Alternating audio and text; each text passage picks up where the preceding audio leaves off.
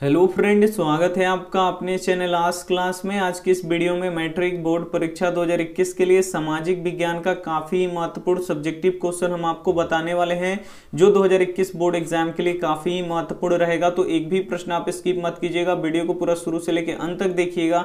Channel को subscribe नहीं किए हैं तो चैनल को सब्सक्राइब कर लीजिएगा, साथ में बेल आइकन को ऑल पे दबा लीजिएगा ताकि जब भी क्लास हो तो आपके पास नोटिफिकेशन पहुंचता रहे। तो आइए देखते हैं यहाँ पे पहले नंबर प्रश्न से। पहला प्रश्न है, चिपको आंदोलन क्या है। काफी ही महत्वपूर्ण प्रश्न है ये आपके बोर्ड एग्जाम के लिए।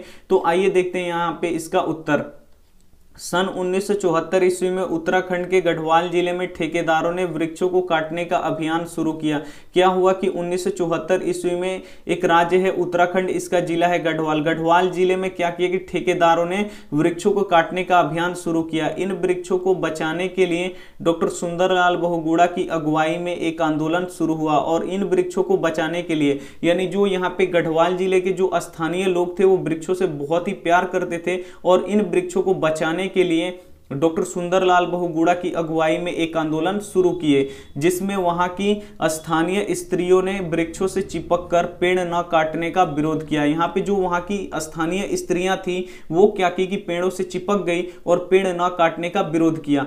यहाँ पे देखिए आगे क्या लिखा है, वह अपने प्रयास में सफल भी रही। जो स्त्रियां यहाँ पे पेड़ से चिपककर वृक्ष न काटने का यहाँ पे विरोध कर रही थी वो अपने प्रयास में सफल रही और पेड़ों को उसने बचा भी लिया।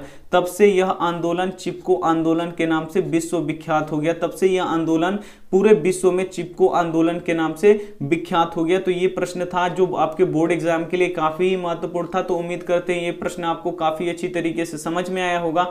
तो आइए देखते हैं यहाँ पे अगला प्रश्न। अगला प्रश्न यहाँ पे देखिए 2 नंबर प्रश्न है कि हरित क्रांति से आप क्या समझते हैं। ये भी प्रश्न काफी ही महत्वपूर्ण है आपके बोर्ड एग्जाम के लिए। तो आइए समझते हैं कि हरित क्रांति क्या है। तो इसका उत्तर देख लीजिए। भारतीय कृषि में क्रांतिकारी विकास को हरित क्रांति कहते हैं। जो भारतीय कृषि है इसमें क्रांतिकारी विकास को ही क्या बोला जाता है, हरित क्रांति बोला जाता है। यहाँ पे देख लीजिए क्या होता है, इसमें नई प्रजाति की फसल लगाकर सिंचाई की सुविधा, आधुनिक कृषि उपकरण का प्रयोग और रासायनिक उर्वरक के प्रयोग से भारतीय कृषि में सोना उत्पन्न होने लगा। क्या हुआ कि भारतीय कृषि में क्या हुआ कि नई प्रजाति की फसल आने लगी, सिंचाई का सुविधा मिलने लगा और आधुनिक कृषि उपकरण का लोग प्रयोग करने लगे और यहाँ पे रासायनिक उर्वरक यानी खाद का उपयोग करने लगे। तो भारतीय कृषि में क्या हुआ कि बहुत ही ज्यादा उत्पादन होने लगा। जो भी फसल किसान लगाते थे वहां पे बहुत ही उस फसल से बहुत ही ज्यादा उन लोगों को आमदनी होने लगता था और यहाँ पे देखिए बहुत ही ज्यादा उत्पादन होता था उस फसल से। कृषि में आई इसी बदलाव को हरित क्रांति कहते हैं और इसी जो बदलाव था कृषि में, इसी बदलाव को क्या बोलते हैं यहाँ पे, हरित क्रांति बोलते हैं। और यह बदलाव कैसे आया, तो नई प्रजातियों का यहाँ पे फसल लगाकर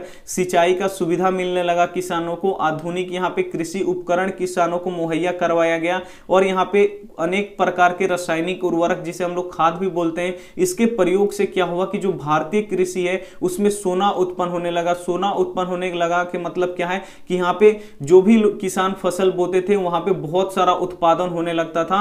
कृषि में इसी बदलाव को क्या बोलते हैं यहाँ पे, हरित क्रांति बोला जाता है। और हरित क्रांति का प्रभाव सबसे अधिक किस फसल पर पड़ा था, तो गेहूं पर पड़ा था। तो ये भी आपको यहाँ पे याद रखना है। तो ये था यहाँ पे हरित क्रांति। तो उम्मीद करते हैं ये भी आपको काफी अच्छी तरीके से समझ में आया होगा। आइए देखते हैं यहाँ पे अगला प्रश्न। अगला प्रश्न यहाँ पे देखिए 3 नंबर प्रश्न है कि मिश्रित अर्थव्यवस्था क्या है। यहाँ पे आपको बताना है कि मिश्रित अर्थव्यवस्था क्या है। तो आइए इसका उत्तर जान लेते हैं। ऐसी अर्थव्यवस्था, यहाँ पे देखिए ऐसी अर्थव्यवस्था जिसमें पूंजीवाद और समाजवाद दोनों का अस्तित्व होता है, यानी ऐसा अर्थव्यवस्था जिसमें क्या होता है कि पूंजीवाद का मतलब क्या होता है, प्राइवेट सेक्टर, और साम्यवाद का मतलब क्या होता है, सरकारी सेक्टर। तो यहाँ पे देखिए ऐसी अर्थव्यवस्था जिसमें पूंजीवाद और समाजवाद दोनों का अस्तित्व होता है उसे ही हम लोग क्या बोलते हैं, यहाँ पे मिश्रित अर्थव्यवस्था बोलते हैं। अर्थार्थ यहाँ पे देख लीजिए जिसमें निजी और सरकार, यहाँ पे निजी और सार्वजनिक दोनों क्षेत्र साथ मिलकर चलते हैं उसे मिश्रित अर्थव्यवस्था कहते हैं। यहाँ पे देखिए मिश्रित अर्थव्यवस्था में क्या होता है, पूंजीवादी और समाजवादी दोनों यहाँ पे क्या करते हैं, साथ मिलकर चलते हैं, यानी क्या हुआ, निजी क्षेत्र, निजी यानी क्या होता है प्राइवेट, और सार्वजनिक यानी क्या होता है यहाँ पे सरकारी, दोनों जब क्षेत्र एक साथ मिलकर चलते हैं तो उसे हम लोग क्या बोलते हैं, मिश्रित अर्थव्यवस्था बोलते हैं। यहाँ पे देखिए इसमें पूंजीवादी और साम्यवादी अर्थव्यवस्था को दूर करके यानी अर्थव्यवस्था को मुक्त करके मिश्रित अर्थव्यवस्था बनाया गया है। क्या किया गया है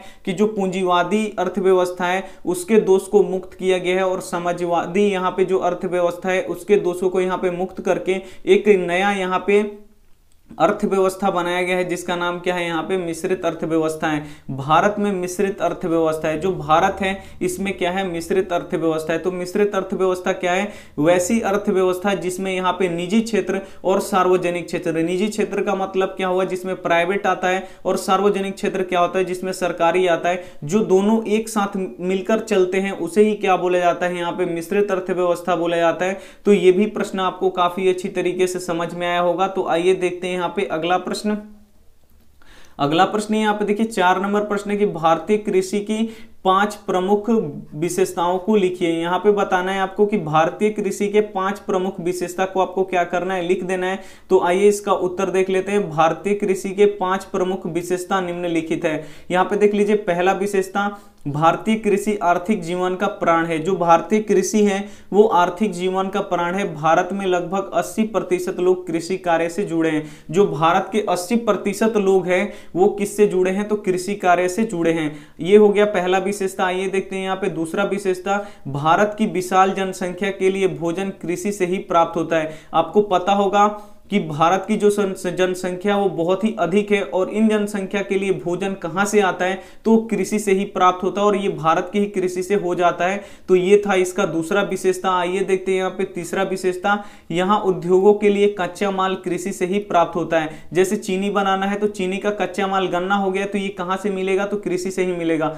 कपड़ा बनाना है, सूती वस्त्र, तो आपको क्या चाहिए, कपास चाहिए, तो कपास किससे मिलेगा, तो कृषि से ही मिलेगा। तो यहाँ उद्योग धंधों के लिए कच्चा माल किससे प्राप्त होता है, तो कृषि से ही प्राप्त होता है। आइए देखते हैं यहाँ पे अगला प्रश्न। अगला यहाँ पे विशेषता 4 नंबर, राष्ट्रीय आय में भारतीय कृषि का प्रमुख योगदान है।